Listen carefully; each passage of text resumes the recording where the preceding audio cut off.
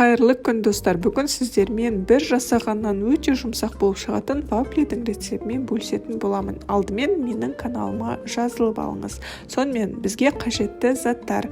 Ең алдымен 3 жұмыртқаның үстіне қантымызды қосып араластырып аламыз. Араластырып алғаннан кейін үстінен еріген сармайымызды қосатын боламыз. Оның үстінен қаймағымызды қосамыз. Қаймақ менде 30%-лық немесе қолдың қаймағын қолдансаңыздар да болады.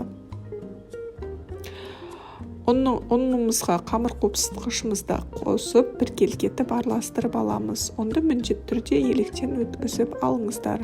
Мұнда мен 2 бөлікке бөліп салдым. Барлығын салып болғаннан кейін біркелкі масса болғанша жақсылап араластырып аламыз.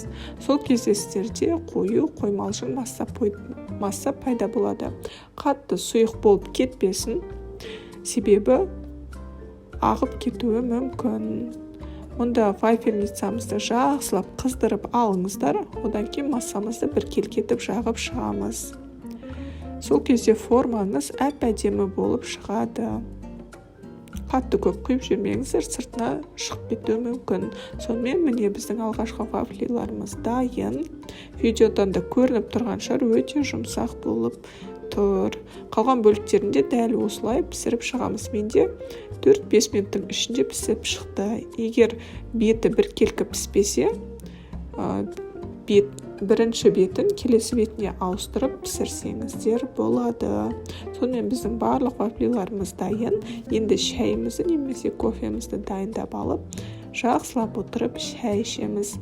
Міндетті түрде жасап көріңіздер. Сіздерге сәттілік, сіздермен болған Айдана. Сау саламатта болыңыздар.